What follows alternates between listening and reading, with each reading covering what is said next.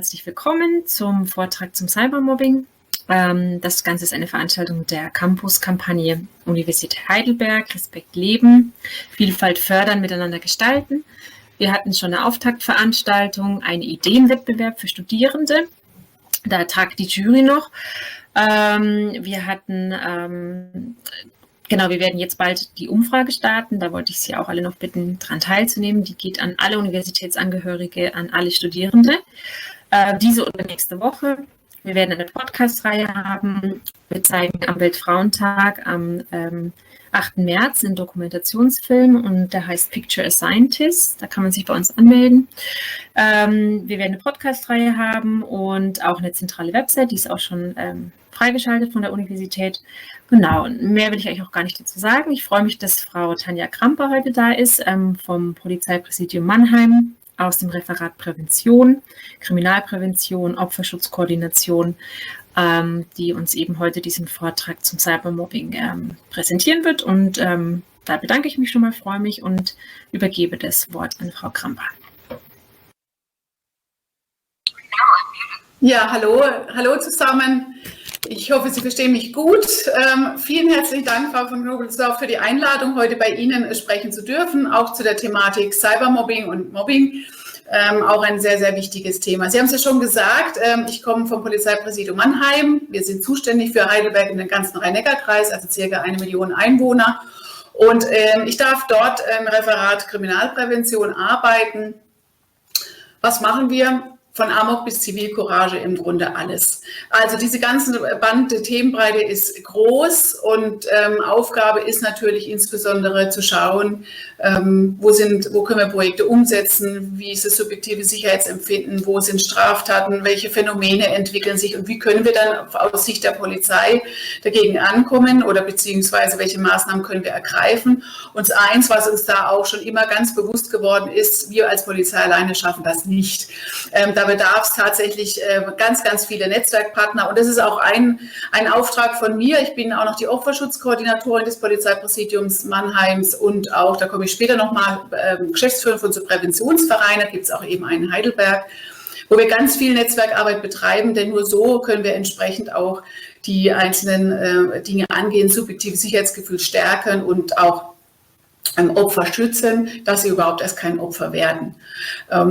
Das zu dem Thema auch Prävention beziehungsweise auch Mobbing. Wir haben es jetzt noch nicht angesprochen, wie es jetzt mit den Fragen geht, Frau Knobelsdorf. Genau, ich wollte noch organisatorische Sachen sagen, genau.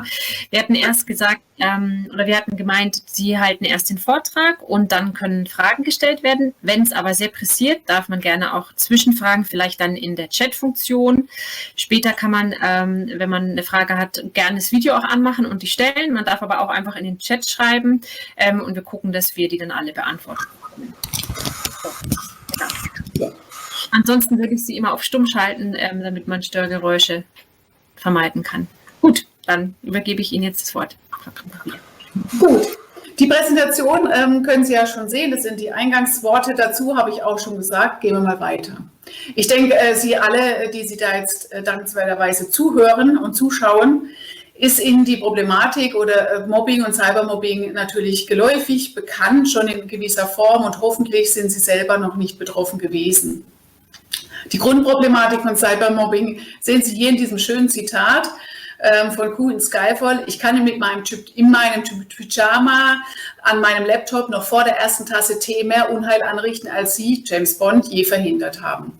In gewisser Weise richtig. Denn genau, und da kommen wir dann auch später nochmal drauf, ist genau das Problem vielleicht was auch von Cybermobbing. Ich werde Ihnen aber erstmal auch auf Mobbing eingehen, Cybermobbing, wie entsteht es? Vielleicht wissen Sie es auch schon, aber ich möchte das Ganze so ein bisschen heranleiten im Grunde, weil auch da setzt natürlich Prävention an. Wo können wir genau in diesen Strukturen, wie sowas entsteht, ansetzen? Und dass Sie auch wissen, dass es jederzeit Möglichkeiten gibt, wann und welche Hilfe auch entsprechend anzunehmen oder anzusteuern. Die Mobbing bedeutet im Grunde auch, dass ein Mensch von Vorgesetzten, Kollegen, Familie, Bekannten, insbesondere natürlich auch Schule, aber systematisch schikaniert, benachteiligt, beleidigt oder ausgegrenzt wird, und zwar über einen längeren Zeitraum. Es kann also von einzelnen Personen ausgehen oder aber mehrfach ist natürlich Mobbing von Gruppen. Auf der Arbeitsebene zum Beispiel werden Fähigkeiten angezweifelt oder es wird natürlich Kritik an der Arbeit, die ungerecht ist. Ja, sinnlos kränkende Tätigkeiten werden entsprechend auftortiert oder man verschweigt auch Informationen oder manipuliert auch Arbeitsergebnisse. Es findet natürlich auch auf sozialen Ebenen statt, in Form eben von Beleidigungen, Kränkungen oder man verlässt auffällig den Raum, wenn bestimmte Personen in den Raum kommen, zum Beispiel Verleumdungen oder sowas. Was kein Mobbing ist, sind natürlich diese Konflikte, die wir alle erleben in der Arbeitswelt, in der Familie, im Bekanntenkreis, wenn es halt mal zu Meinungsverschiedenheiten kommt und man aber doch dann irgendwann wieder zu einem Kompromiss finden kann und danach auch entsprechend wieder weiterleben. Das differenziert sich schon, da muss man schon drauf gucken. Gerade junge Menschen, Schüler, die werden ja immer gleich gemobbt. Ne? Die werden erstmal, irgendwas wird gesagt, dann du mobbst mich. Das ist es natürlich nicht. Davon gehe ich aus, wissen Sie auch, aber es ist tatsächlich ein System, was dahinter steckt. Ich habe nochmal, was spricht man von Mobbing?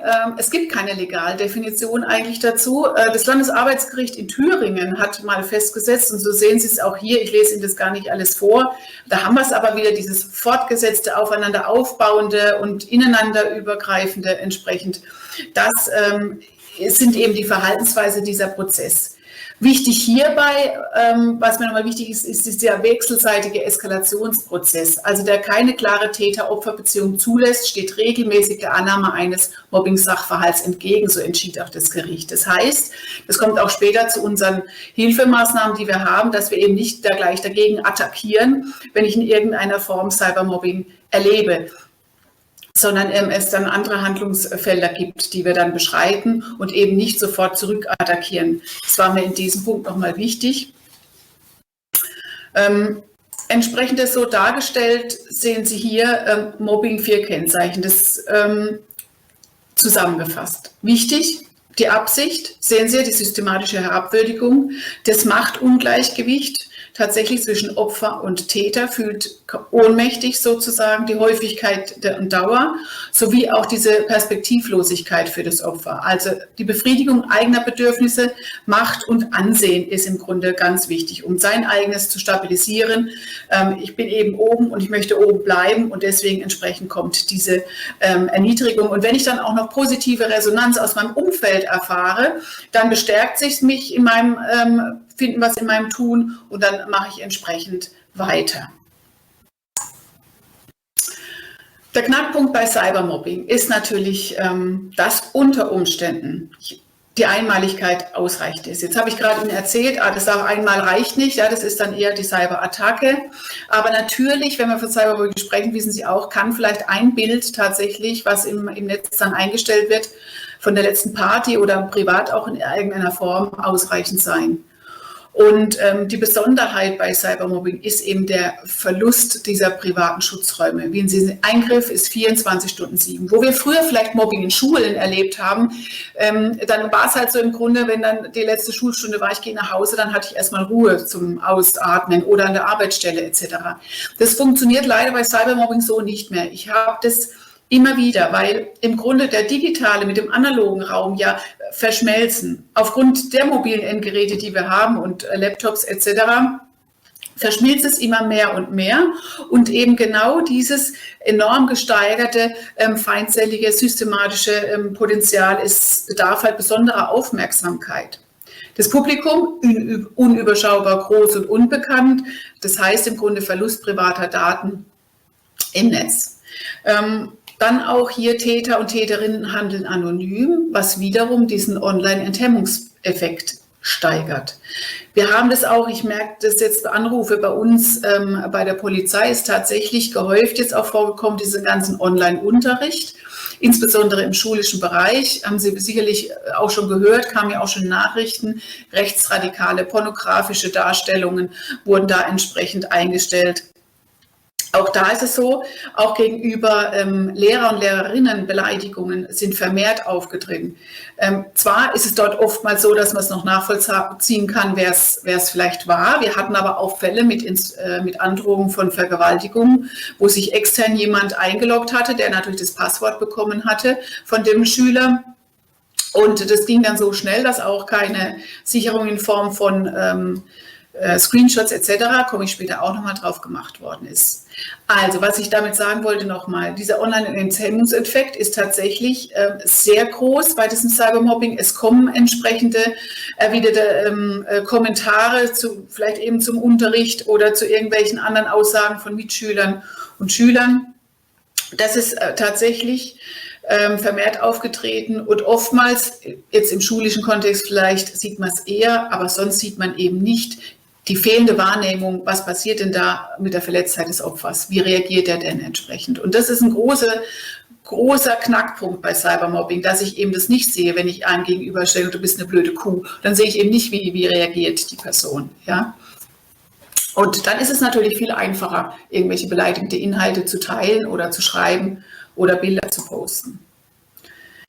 Cybermobbing bei uns, wenn es bei uns ankommt, hat natürlich viele Gesichter. Ich habe es mal hier so ein paar zusammengefasst, wie Sie ja sehen, von Beleidigungen, Beschimpfungen, Belästigungen natürlich in einer Form, Anschwärzen, Gerüchte verbreiten, Auftreten unter falschen Namen ist zum Beispiel auch irgendwelche Fake-Seiten mit dem Namen von der betroffenen Person erstellen oder auch, wir haben auch zum Beispiel Anzeigen, Verkaufsanzeigen von Autos, die reingestellt worden sind, wo die super billig, wo die Menschen natürlich dann morgens schon um 5 anrufen und das Handy nicht mehr stillsteht.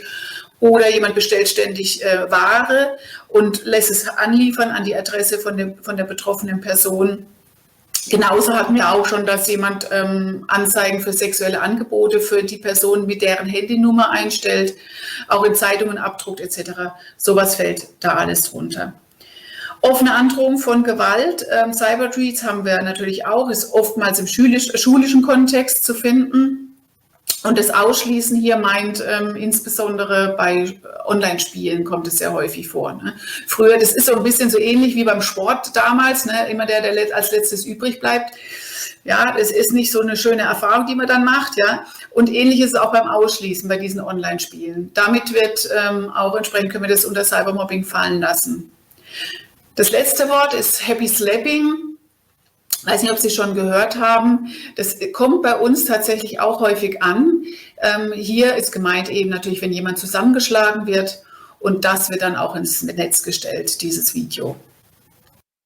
Oftmals sind es natürlich Dinge, die tatsächlich mehr im jungen, heranwachsenden Alter passieren. So.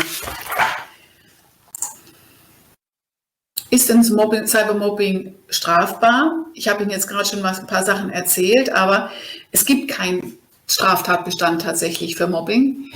Es wird immer wieder gefordert von der Politik, einen Straftatbestand einzuführen, so wie damals jetzt auch von Stalking. Auch für Cybermobbing haben wir aber noch nicht.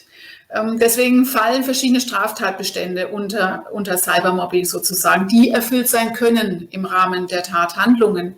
Beispielsweise sind eben, wie ich es auch schon erwähnt hatte, Beleidigungen, üble Nachrede ist sehr, sehr häufig der Fall, Verleumdungen, Nötigungen, Nachstellungen, also Stalking, Verbreitung pornografischer Schriften. Hier ist insbesondere auch eben ein Nacktfoto, was man eben der besten Freundin oder vom Ex-Mann oder irgendwo hat, wo entsprechend weitergeleitet werden.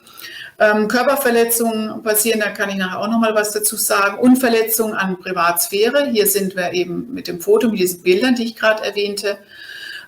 Es können aber auch Recht am eigenen Bild vom Kunsturheberrecht gemeint sein. Bildaufnahmen 201a StGB. Den Paragraph habe ich Ihnen jetzt hier trotzdem mal aufgeführt, weil der ist im Grunde nach dieser Edati-Affäre kam, der 2015. Und er ist so ein bisschen unser, Anführungszeichen, Cybermobbing-Paragraph, weil wir, wenn häufig im Grunde geht es um diese Bilder, Videos, die entsprechend weitergeleitet werden, ins Netz gestellt werden und die eben dazu dienen, tatsächlich jemanden höchstpersönlichen Lebensbereich verletzt. Also den höchstpersönlichen Lebensbereich verletzt. Wir haben hier häufig auch natürlich Aufnahmen, Videos von Geschlechtsakten mit bestimmten, vor allem Nacktbilder. Wir haben junge Mädels ganz viel, die sich natürlich entsprechend bis auf BH, Unterhose oder auch gar nackt ausziehen. In dem Zusammenhang muss ich sagen, ich habe diesen Vortrag jetzt entsprechend absolut umgestellt, weil wir häufig im schulischen Kontext mit Lehrern etc. die Vorträge machen. Und da habe ich eigentlich auch den Punkt, habe ich das vermischt mit Cyber-Grooming. Und da fand ich aber, das wird jetzt hier so nicht passen. Cyber-Grooming wird Ihnen wahrscheinlich auch ein Begriff sein. Haben wir aber tatsächlich auch sehr, sehr häufig, dass eben junge Mädchen, ganz kurz, oftmals sind es eben junge Mädchen tatsächlich unter falschen Vorgaben von anderen, von Männern etc. oder eben meistens sind es nun mal Männer, die sich unter einer falschen Person, Sascha 14, anknüpfen und die Mädels mehr oder weniger auch auffordern, Bilder von sich zu machen. Wir hatten da eben jetzt auch einen Fall, habe ich jetzt aber auch hier rausgenommen, wo zum Beispiel ein Mädels aufgefordert ist, sich immer wieder in die Hose zu urinieren, sozusagen, das zu filmen. Das gibt nämlich richtig viel Geld entsprechend im Netz, wenn man solche Filmchen hat. Der hätte dann von ihm entsprechend auch Handys bekommen. Aber das ist das Cyber-Grooming, ist nochmal ein extra Part, eben das Anbandeln einerseits unter falschen Tatsachen. Meistens verstecken sich dann ältere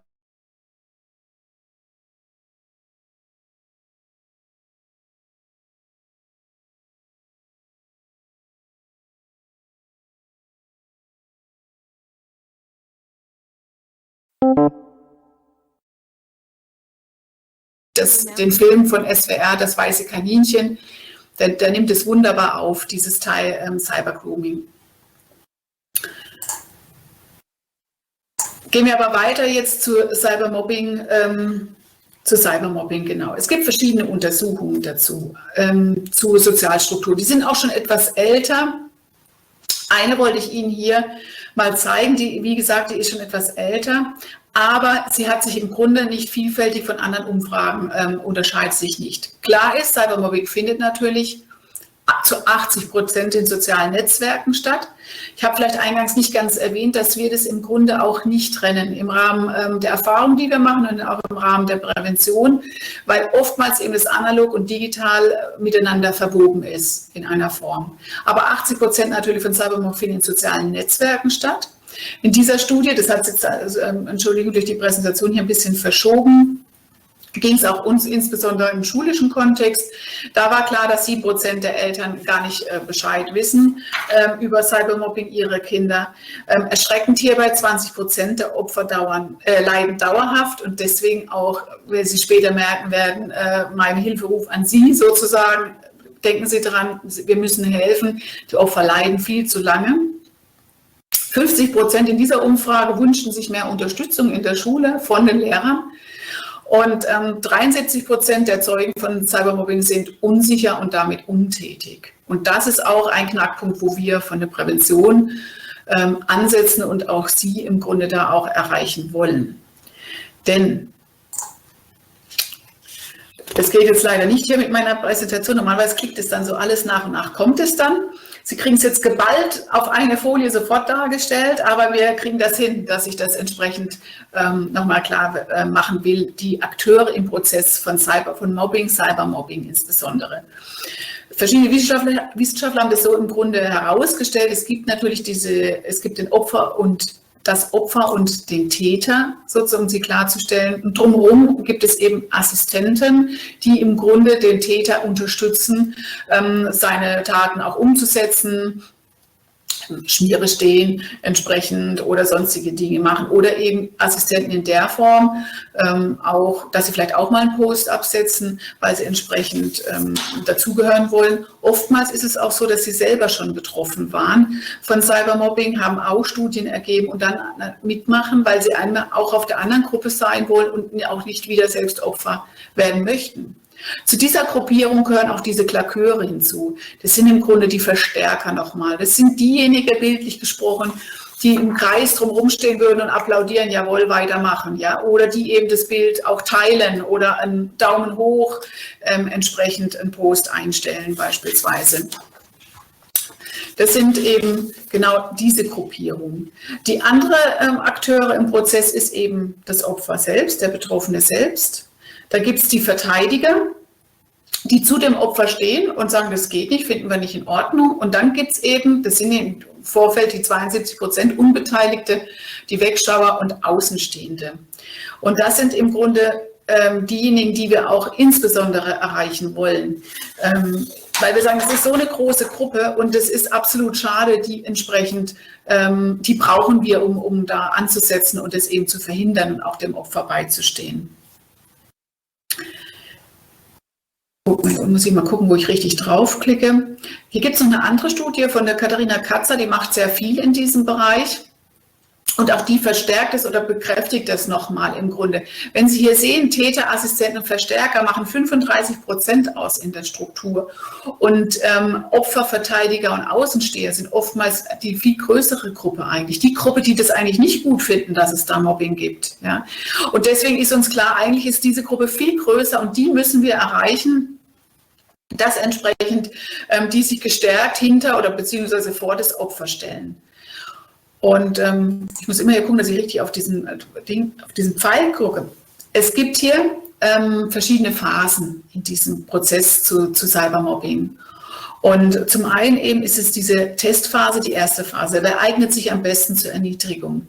Wir haben das auch ein bisschen, diese Phasen, die spiegeln sich auch immer. Ich mache auch viel zu sexualisierte Gewalt, gerade für sexualisierte Missbrauch von Kindern etc. Da ist es genauso. Da gibt es auch so Testphasen und hier ist es genau das Gleiche.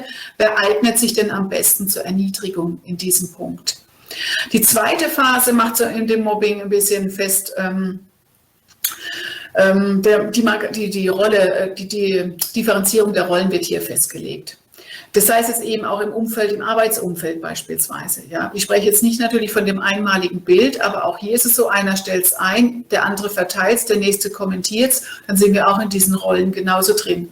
Und da könnte auch genauso gut der Verteidiger entsprechend einen Post einstellen, finde ich gar nicht gut. Und die dritte Phase ist diese Manifestationsphase. Es herrscht weitestgehend Einigkeit bezüglich der Ausgrenzung des Opfers. Also im Grunde hat sich der ganze Werterahmen in diesem System, wie er mal war, in diese Gruppe hat sich absolut verschoben. Was geschieht? Wertevorstellungen wandeln sich. Die Gruppe denkt dann später tatsächlich, das ist absolut gerechtfertigt, was ich hier mache. Es fühlt sich richtig an. Und zumal auch das Opfer hat es auf jeden Fall verdient, so wie die sich verhalten hat, ganz klar. Und genau da wollen wir auch ansetzen, dass es entsprechend rechtzeitig unterbunden wird, diese Wertevorstellung. Das muss verhindert werden, dass es sich eben manifestiert. Soweit darf es nicht kommen. Bei Cybermobbing haben wir natürlich jetzt nicht das blaue Auge im ersten Moment, sondern wir haben hier virtuelle, realen Schmerz in der Form, dass es tatsächlich Stress macht. Also es wird Auswirkungen oftmals auf die Psyche, auf den Körper, macht es das. Mobbing macht Stress, Funktionen werden tatsächlich auf das Nötigste. Es ist eine Alarmbereitschaft sozusagen der Körper. Gesundheitliche Beschwerden wie Kopfschmerzen, Magenschmerzen, Schlafstörungen können die Folge sein. Auch hier Depressionen, psychische Krankheitsbilder, stark selbstverletzendes Verhalten, das soziale Ansehen leidet, wenn ich natürlich nicht mehr so häufig ins Geschäft kommen kann, weil ich krank bin, weil ich entsprechend mich vielleicht ruhiger werde, mich entsprechend zurückziehe und auch natürlich meine Arbeitsleistung kann durch diesen Druck natürlich drunter leiden. Vielleicht zu der Frage, allgemeine Merkmale, mögliche Opfer. Ich habe hier das entsprechend ein bisschen zusammengestellt. Es gibt Untersuchungen von Dan Olweus, ist ja der Gewaltforscher, der auch insbesondere im schulischen Kontext zu Mobbing geforscht hat. Und in manchen Schulen, vielleicht haben Sie es schon gehört, ist ja auch Dan Olweus jetzt umgesetzt worden.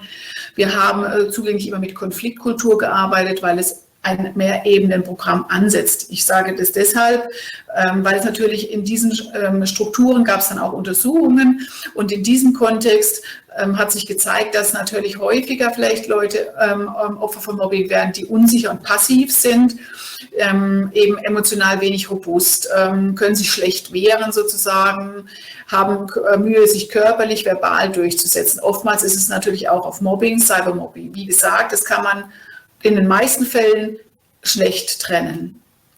Es können aber auch herausfordernde Opfer sein. Das sind aber dann meist Jungs, die dann Opfer werden, die eben frech, provozierend, hitzköpfig sind, sind häufig vielleicht auch unbeliebt, weil die sich aber auch nicht mehr anders zu wehren wissen und dann entsprechende Kommentare äußern. Recht sehen Sie aber, was mir wichtig ist, im Grunde jeder von uns kann Opfer werden, denn jeder hat im Grunde Eigenschaften, die ihn von anderen unterscheiden. Und es sind genau diese auffälligen Aufhänger. Es kann wirklich jeder werden, es kann die Brille sein, es können die Haare sein, was ich anhabe, was ich gesagt habe oder ein Bild, was es irgendwo mal von mir gibt, entsprechend kann der Aufhänger sein. Und wenn ich mich dann eben nicht effektiv wehren kann in einer bestimmten Form und dann überhaupt keine Unterstützung oder wenig durch mein soziales Umfeld oder mein Arbeitsumfeld bekomme, dann kann die Wahrscheinlichkeit groß sein, dass ich Opfer von Cybermobbing werde. Die Frage ist immer, wer wird denn Täter und Täterin? Auch hier haben dann die Untersuchungen gezeigt, im Grunde, dass das Bedürfnis nach Geltung, Status und Macht, das haben wir alle, dieses Bedürfnis. Und es ist auch legitim im Grunde, welche Strategie ich einsetze, um dieses Bedürfnis zu befriedigen. Und dann ist es eben, die persönliche Anstrengung ist natürlich eine Möglichkeit. Und aber natürlich andere zur Erniedrigung ist natürlich eine andere. Und wenn ich dann eben noch merke, dass ich dann in der Gruppe noch Erfolg habe, dann mache ich doch so weiter. Häufig ist es tatsächlich in jungen Jahren, wo man diese Erfahrung macht, mit Gewalt oder mit entsprechend diesen Äußerungen, dass sich dann eine Gruppe zu mir schlägt und mich da weiterhin unterstützt. Man dachte aber auch lange Zeit, dass Mobbing-Täter, dass es denen an Selbstwert mangelt, dass sie sich eben höher stellen wollen. In gewisser Weise könnte man das auch so nachvollziehen. Aber es haben auch da Untersuchungen gezeigt tatsächlich, dass die eigentlich eine ausgeprägte soziale Intelligenz haben, weil die es geschafft haben, im Grunde in ihrem Umfeld tatsächlich so eine Struktur aufzubauen. Und wir reden ja häufig, wie gesagt, gemischt, dass über einen längeren Zeitraum das Mobbing und das Cybermobbing geht. Und dann schaffen die das und haben dazu dann auch ganz bestimmte Kompetenzen. Die soziale Intelligenz, die ihm dann dazu gesprochen wird, ist eben in dieser Form eher eine aggressive Form, die dann umgesetzt wird, um dessen Bedürfnis zu befriedigen. Also ich rede so schnell, ich bin bald fertig. Wir haben eine Stunde, wahrscheinlich bin ich früher fertig. Macht nichts, ich hoffe, Sie haben dann Fragen. Es fällt mir nur gerade auf, weil normalerweise bin ich noch immer im Gespräch miteinander. Das ist halt jetzt nun mal hier nicht möglich im ersten Moment.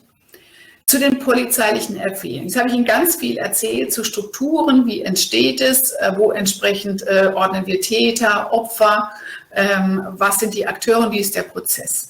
Wenn wir jetzt einen Fall haben von Cybermobbing und derjenige geht zur Polizei und sucht sich Hilfe, ist zum einen, möchte ich mal, sind so ein paar Knackpunkte, die ich hier aufgeführt habe, wichtig für Sie zu wissen. Und ich denke eben dann nicht nur persönlich an Sie, Sie haben vielleicht auch Bekannte in Ihrem Umfeld, wo es vielleicht auch mal Jugendliche betrifft oder sowas. Wichtig ist natürlich, die Strafmündigkeit fängt ab 14 Jahre an. Das Zivilrecht greift ab dem 7. Jahr. Das ist für uns auch immer wichtig, gerade in der Erwachsenenbildung, bei den Eltern insbesondere und auch natürlich bei den Pädagogen ihnen klar zu machen, auch wenn jetzt eben der 10-Jährige so ein Video einstellt oder ein Nacktbild oder ein Penisbild an die entsprechend verschickt, dann sind es Dinge, das kann man verfolgen, die Polizei kann dann gerufen werden, wobei ich muss ganz klar sagen, in erster Linie, wenn wir hier sprechen von Kindern, von Jugendlichen, die das machen, ist natürlich der erzieherische Aspekt steht absolut im Vordergrund. Und die Polizei sollte ganz am Ende dieser Kette stehen. Was an diesem Punkt aber nur gesagt werden soll, sollte dieser ganze Prozess eskalieren und man konnte es vorher nicht klären, dann greift eben das Zivilrecht ab dem 7. Jahr und oftmals ist auch den Eltern nicht klar, dass sie im Grunde auch verantwortlich sind für das, was ihr Kind da im Netz tut, wenn er entsprechend was kommentiert oder weiterschickt oder so ein Filmchen einstellt. Und wenn jetzt das Gegenüber beispielsweise, das Mädchen, die jetzt dieses Bild oder sich einen Film angucken musste, dadurch Schlafstörungen, Kopfschmerzen, kann nicht in die Schule gehen oder hat eben andere Albträume und das wird auch durch einen Arzt attestiert, dann könnte auch Schmerzensgeld, eine zivilrechtliche Forderung auf die Eltern zukommen. Dessen sind sich viele oder ich hoffe immer mehr bewusst, dass das eine Folge sein kann. Es gibt dann, was das Zivilrecht betrifft, auch natürlich die Möglichkeit der gerichtlichen Verfügung in allen Varianten. Ich spreche auch von Stalking etc. Mobbing, gerichtliche Verfügung kann man dann entsprechend erwirken. Was heißt, Dinge zu unterlassen? Meistens ist es eine Unterlassungsverfügung, also eben nicht weiter Dinge zu posten, oder auch wird aufgefordert, Dinge zu entfernen, sozusagen. Schadensersatz habe ich gemeint, mehr an diesem Schmerzensgeld kommt es heran, oder natürlich auch bei Sachbeschädigungen in einer Form. Polizei ermittelt auch bei Strafunmündigen. Das ist natürlich für Sie im Hinterkopf zu wissen. Auch da wird immer geguckt, in dem Verfahren gibt es auch Strafmündige, die im Grunde verfolgt werden können. Der erzieherische Aspekt bei Jugendlichen, das wollte ich Ihnen nur noch mal sagen, steht natürlich im Vordergrund. Und auch hier bedarf es natürlich dann Einschaltung des Jugendamtes bei Jugendlichen. Polizeiliche Empfehlungen und unsere Erfahrungen sind tatsächlich schnell handeln. Nicht zu lange warten. Und hier ist eine schnelle Intervention tatsächlich unheimlich wichtig, weil es natürlich, wie gesagt, im Netz eine lawinenartige Verbreitung fördert. Früher, wo Snapchat dann noch ganz frisch kam etc., dann hieß es dann mir, ja gut, das ist ja dann gleich gelöscht. Aber mittlerweile war ja dann klar, die sichern dieses Foto, dann ist es eben nicht gleich gelöscht nach 7 Sekunden, 10 Sekunden, sondern es tauchte wieder im Netz auf. Alles, was ich ins Netz stelle, ist ganz klar. Das ist jetzt mal im Netz und es wird ganz schwierig sein, bestimmte Dinge auch da entsprechend wieder rauszufiltern. Die Betroffenen, das haben auch die Untersuchungen gezeigt, die zu uns kommen, zur Polizei kommen und dann auch irgendwie Strafanzeige erstatten, haben ganz häufig eine lange Leidensgeschichte hinter sich. Und das gilt es zu unterbinden. Da wollen wir die Leute eben bewusst aufmachen. Sie müssen das nicht alleine durchstehen. Das muss niemand, wenn wenn sich das entsprechend zeigt, es wird tatsächlich ein Cybermobbing-Stil über längere Zeit. Sie müssen nicht leiden über längere Zeit, sondern es bedarf da tatsächlich sofort Klarstellung zu beziehen für eine Arbeitswelt, entsprechend für eine eben Schule, Institutionen, ganz klar nach außen hin zu zeigen, Cybermobbing wird bei uns nicht geduldet. Wichtig für uns in dem Zusammenhang sind natürlich auch Beweise sichern, Screenshots zu machen. Hier könnte man auch die No-Stalk-App nutzen. Ich weiß nicht, ob Sie die schon kennen, vom Weißen Ring, die insbesondere für Stalking-Opfer entwickelt worden ist.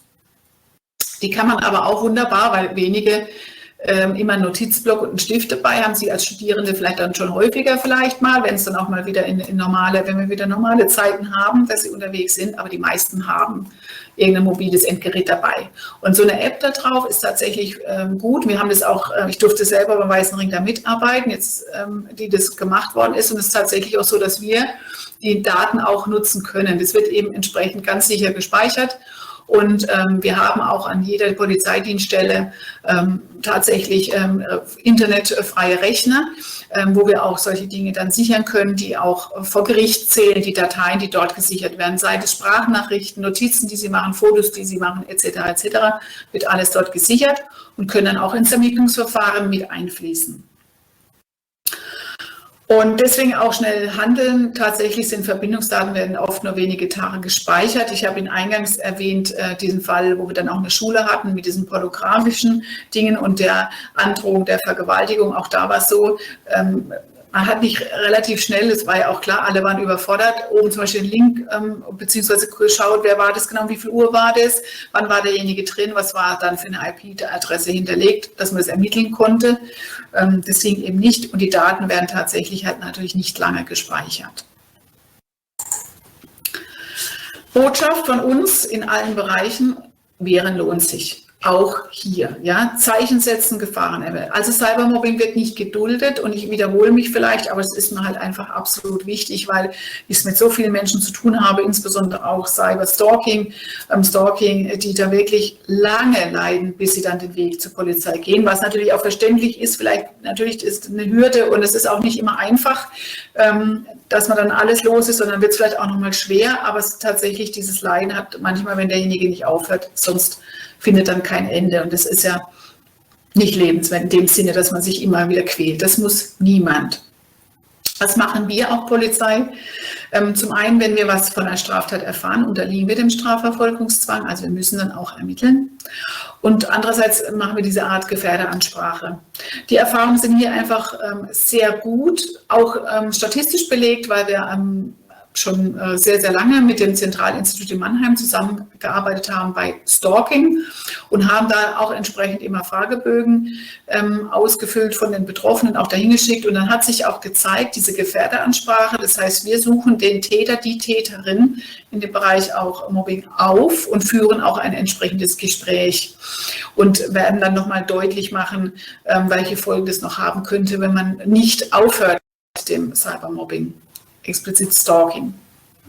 Und da hat sich gezeigt, dass in den meisten Fällen, sagen wir bis zu 85% des Stalking aufgehört hatte. Man kann es auch in vielen Bereichen auf das Cybermobbing übertragen, weil es häufig auch einhergeht miteinander, wenn es in den Fällen ist. Und das ist schon ein sehr gutes Faustpfand, was wir da haben, im Grunde, diese Gefährderansprache, ja, mit den Leuten zu sprechen. Bei psychisch Gestörten ist tatsächlich so, da wirkt es dann auch nicht, da muss man dann andere Wege eingehen. Aber oftmals ist es halt, wie ich es auch eingangs erwähnt hatte, sei es jetzt bei Stalking oder auch bei Cybermobbing, da ist irgendwo ein Defizit, findet im Grunde gerade in dem Moment keine andere Handlungsmöglichkeiten, um sein Bedürfnis zu befriedigen. Und dann ist das eine Variante und das muss man halt denen entsprechend so aufzeigen. Und wenn dann mal so ein behördlicher Faktor wie eine Polizei vor einem steht, dann hilft es doch dem einen oder anderen mal wieder seine Verhaltensweisen zu überdenken, sagen wir es mal so. Und Tatmittel wie Smartphones, Computer etc. können natürlich auch eingezogen werden. Für viele sind es tatsächlich lebensnotwendige Dinge, gefühlt für die Personen. Und im Grunde haben sie das Gefühl, ich schneide in die Luft ab. Also wenn ich mal erzählen darf, ich war selber beim Rauschgiftdezernat relativ lange bei der Kriminalpolizei Heidelberg. Und da habe ich es also auch einmal erlebt, der musste in Haft gehen dann. Und er also auf Knien vor mir, also kniete vor mir und bittete und bettelte, dass ich ihm sein Handy gebe, weil also ohne Handy erträgt er das da nicht im Gefängnis.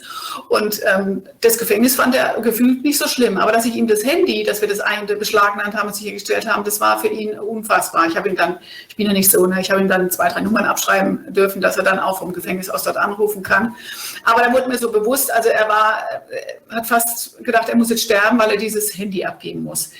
Und mittlerweile ist es auch so, die meisten haben dann gleich ein zweites, wenn wir jetzt irgendwo sind und tun natürlich einen beschlagnahmen, einen Laptop oder einen Computer oder natürlich ein Smartphone. Aber für viele kann das vielleicht schon erstmal ein Schock sein, wenn es dann erstmal weg ist. Und die Polizei, können Sie sich auch vorstellen, wir sind jetzt, was Technik betrifft, auch nicht immer auf dem höchsten Stand. Ja. Verbrecher sind uns manchmal voraus, aber wir nähern uns sozusagen und aufgrund der vielen Fälle, die wir haben in diesem Bereich, kann es auch schon mal dauern, dass es halt 2 bis 3 bis 4 Wochen dauert oder länger, bis man sein Handy dann wieder zurückbekommt oder sein Laptop. Rahmenbedingungen, was es entsprechend natürlich fördert, beziehungsweise was ganz gut ist, in den bestimmten Institutionen das zu unterbinden. Also die Intervention, ich sage es immer mal wieder, wenn wir dann kommen irgendwo hin, auch in der Arbeitswelt, dann sind es so Blauhelmeinsätze. Aber wir fragen auch immer, ja, was tun Sie denn in Ihrem Unternehmen oder in der Schule? Was tun Sie denn im Grunde? Haben Sie Präventionskonzepte, die im Grunde dieses Mobbing, Cybermobbing verhindern können? Es muss ja im Grunde auch frühzeitig ansetzen. Ein großer Knackpunkt ist natürlich ein gutes Schul- oder auch ein gutes Betriebsklima. Und auch hier, da komme ich gleich nochmal, Medienkompetenz zu fördern und insbesondere Zivilcourage eben für andere einstehen. Da zeige ich Ihnen auch gleich noch 2, 3 Seiten. Wie Sie jetzt auch wenn Sie mir gefolgt sind, die schweigende Mehrheit gewinnen, weil es ist häufig so, dass ganz viele Menschen vielleicht auch helfen wollen. Und wenn einer einen Post schreibt, finde ich überhaupt nicht gut, kommt vielleicht auch der 2. oder 3. Ich mache auch so Zivilcourage-Seminare und auch da zeigt sich es ganz häufig, je mehr Menschen irgendwie drin sind in der Gruppe, zuschauen an irgendwas, umso weniger wird geholfen. Weil jeder denkt, der andere tut's. Irgendeiner wird auch jetzt die Initiative ergreifen. Aber es passiert meistens nicht. Und wir wissen im Grunde, jeder will helfen. Der Großteil von uns möchte helfen. Aber wenn ich dann auch den ersten Schritt mache, eben vielleicht das kommentiere, das nicht gut finde oder die Betroffenen direkt ansprechen und sowas, dann ist der erste Schritt getan und andere werden auf jeden Fall folgen. Diese schweigende Mehrheit ist unser A und O. Und immer wieder dran denken, ich könnte ja auch selber mal in die Situation geraten, wo ich froh wäre, wenn mich jemand unterstützt oder das entsprechend sofort kommentiert, und zwar in anderer Richtung. Und dann sieht auch derjenige, der es reingeschrieben hat, entweder, oh, es war vielleicht gar nicht so gut, oder oder hat Unterstützung, dann lasse ich es mal lieber. Ansprechpartner vielleicht in Institutionen natürlich sollten für Betroffene Mobbing-Ansprechpartner etc. sollten geschaffen werden, beziehungsweise oftmals gibt es ja schon Beratungsstellen, insbesondere bei Ihnen. Ich weiß ja auch, Sie kennen ja Ihre Broschüre hier von der Uni Heidelberg. Sie haben ja hier so, sehen Sie das? Nee, aber Sie hier, ne? Genau. Da haben Sie es ja auch nochmal schön beschrieben. Das muss ich auch Ihnen gar nicht näher erläutern. Da können Sie auch viele Dinge für Ihre Institution nochmal nachlesen. Und schauen wir hier mal, polizeiliche Empfehlungen sind natürlich zum einen persönliche Daten schützen, das meine ich natürlich, und das wissen Sie auch, ja, wenn ich natürlich in irgendwelchen Messenger drin bin, wie sind denn da meine Privatseinstellungen, ja, wer kann denn alles auf meine Posts, meinen Status etc., wer hat denn da Zugriff? Da natürlich immer wieder einstellen, dass es eben nur meine Kontakte sein, die ich kenne. Ich empfehle hier auch immer wieder, googeln Sie sich bei Gelegenheit immer mal wieder, was kommen denn da für Bilder oder Informationen über mich raus. Immer mal wieder gucken, was steht denn über mich so im Netz. Vorsichtig sein natürlich auch mit Bildern, die ich einstelle. Auch hier habe ich mal mit einer von der Aktion Jugendschutz einen Vortrag gemacht, der war in einer Berufsschule. Dann haben wir auch gefragt, was für Bilder entsprechend, was würden Sie da jetzt, wenn Sie so einen Zettel machen, entsprechend Steckbrief von mir oder sowas für Bilder, für Hobbys, was machen Sie gerne und. Und dann haben wir gesagt, nachdem Sie das alles da entsprechend ausgefüllt haben, jetzt hängen wir das draußen im Hausflur von der Schule. Und großer Aufschrei, nein, das hängen wir nicht in den Hausflur. Und ich sage, naja, aber Sie stellen das gleich, stellen Sie auf Facebook ein, zu sich, diese Informationen, wo vielleicht eben, wenn Sie die Privatseinstellungen nicht getätigt haben, eine unüberschaubare Menge Menschen darauf Zugriff haben können. Vorsicht also bei Bildern, die Sie einstellen, Urlaubsfoto etc. Immer überlegen im Grunde, würde ich die auch bei mir im Hausflur aufhängen, wenn jetzt irgendwelche Menschen zu Besuch kommen, vielleicht, ja. Nicht auf Attacken einsteigen, von Cyberattacken sprechen wir, wenn es halt tatsächlich diese einmalige ist, da sind wir in dieser Testphase, wo ein bisschen geguckt wird, eignet die Person sich dazu oder nicht, gar nicht reagieren. Oder wir haben diesen Fall eben, dass jemand gleich diskretiert wird und dass jemand anderes sofort einspringt und sagt, stopp, das ist ja gar nicht richtig, das ist nicht wahr, überdenk mal deine Aussage und. Hassposts melden, da zeige ich Ihnen gleich auch noch eine Seite, die wir jetzt haben beim LKA. Die Beweise sichern, habe ich Ihnen vorhin schon deutlich gemacht. Screenshots immer wieder machen, Links zum Beispiel sichern. Sie können auch Angreifer blockieren eben in den Messengern. Und Vorsicht bei Identitätsklau ist eben auch die Frage, was steht denn von mir drin, von Handynummern oder Adressen etc., die jemand von mir nehmen kann und dann unter meiner Adresse, unter meinen Daten Waren bestellen etc., Verträge eingehen und. Wichtig für mich, holen Sie sich Hilfe und wie gesagt, helfen Sie sich. Ich habe Ihnen hier zum Beispiel, wie gerade eben gesagt, Hasskriminalität. Das ist unsere Kollegin, die arbeitet jetzt im Landeskriminalamt. Das war ja da die Miss Germany 2019. Die ist jetzt im Landeskriminalamt bei der Prävention tätig. Und hier gibt es eben auch Hasskriminalität, wenn Sie Hassbotschaften im Netz sehen, dass Sie da entsprechend die Möglichkeit haben, dies zu melden, die Vorfälle. Wir haben auch ein Online-Format, was Zivilcourage betrifft, gibt es ja, und da habe ich das, glaube ich, dazu geschrieben, genau, www.aktiontuwas.de. Also die Inhalte, diese 6 Regeln, die wir von der Polizei auch rausgeben zu Zivilcourage, wo auch die Inhalte insbesondere dieser Zivilcourage-Seminare sind, können Sie da auch noch mal ein bisschen üben, werden da auch auf zivile Helden, ist natürlich auch insbesondere auf junge Menschen nochmal, auf Sie und auf noch Jüngere zugeschnitten, wo man eben sagen kann, wie wird bei mir jetzt der Film weiterlaufen? Würde ich jetzt eingreifen, würde ich nicht eingreifen? Wenn Sie ein bisschen Luft haben, gucken Sie sich die Seite mal an. Ist eben ein Online-Format gegen Hass, gegen Gewalt und Radikalisierung im Netz. Und eben wird auch da entsprechend näher die einzelnen Punkte erläutert. Ich bin schon im Bereich der Hilfsangebote, Sie merken schon, aber das ist mir halt auch wichtig, für Sie natürlich das mit an die Hand zu geben. Nicht nur, dass Sie hier schon Ansprechpartner genannt bekommen haben, wo Sie Hilfe bekommen oder zumindest mal einen Ansprechpartner haben, um zu sagen, wo gehe ich weiter. Wir haben auch seit 2019, und da sind wir eigentlich auch ganz froh drauf, auch eine neue Beratungsstellen, nicht, dass es schon genug geht, aber es ist tatsächlich so eine kleine Lücke, haben wir da finden können, da ich im Opferschutz tätig bin, mache ich immer jedes Jahr so einen Erfahrungsaustausch vernetzter Opferschutz in der Region. Das sind also alle möglichen Institutionen und Menschen drin in diesem vernetzten Opferschutz, die in einer Weise mit Opferschutz auch zu tun haben oder mit Betroffenen in einer Form. Und da hat sich herausgestellt, im Rahmen diesen Opferschutz mache ich mit der Frau Dr. Angelika Treibel, sie ist Psychologin, und wir machen das eben gemeinsam, moderieren es auch gemeinsam und setzen da auch Themen fest etc. Wir haben dann eben im Laufe der langen Zusammenarbeit zum Beispiel festgestellt, dass es da so eine Versorgungslücke gab, beispielsweise Wohnungseinbruch. Wenn unsere Berater vor Ort gegangen sind, nachdem eingebrochen worden war, in Wohnungen und haben festgestellt, die Betroffenen dort, die sind total verunsichert. Der Mann im Haus kommt vielleicht noch ganz gut klar damit. Sie allerdings verlässt das Haus nicht mehr alleine, muss alles sofort verschlossen sein, das Licht muss immer anbleiben und. Also sie entwickelt im Grunde ein Traumata, könnte sie entwickeln, wenn das entsprechend nicht aufgefangen wird. Und oftmals war es so, dass wir unsere Geheimwaffe dann durch die guten Kontakte die Frau Dr. Treibel angerufen haben und gesagt, könntest du dich mal mit den Betroffenen da in Verbindung setzen? Und das hat sie dann auch getan. Und es wurde im Laufe der Jahre bemerkt, oh, so war es dann auch eben vielleicht im Bereich von Cybermobbing. Wir haben Betrug, Enkeltrick, ältere Menschen sind sehr betroffen und es gab aber keine richtige Anlaufstelle für den Fall.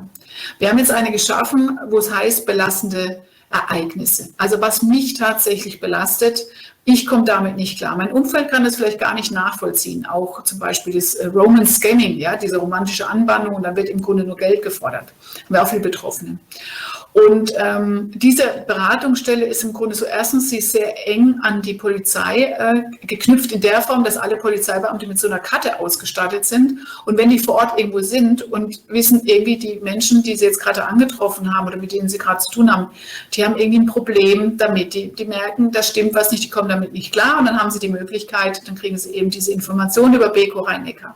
Da können also Fachkräfte auch anrufen, jeder kann sich mit ihr sprechen und das ist so eine Art Hausarztprinzip. Sie hört sich das im Grunde an und oftmals ist es so, dass Telefongespräche ausreichend sind. Es ist kostenfrei, es ist anonym, man kann es dann schildern und wenn eben das Gespräch dann nicht reicht, dann schaut sie im Grunde, wo wäre denn dann wirklich die Beratungsstelle, die sie längerfristig die Person auch betreuen kann oder wo ist sie richtig angedockt. Deswegen auch, Frau Treibel ist auch große Netzwerkerin, guckt immer, wo sind eben neue Anlaufstellen, Beratungsstellen. Und da ist es eben ganz wichtig, dass nach so einem Ereignis eine schnelle Beratung, ein schnelles Gespräch erstmal erfolgt. Wenn man beim Psychiater irgendwann ein Gespräch möchte, dann weiß man selbst, das dauert ewig und vielleicht 2-3 Monate, bis es dann mal zu einem Gespräch kommt.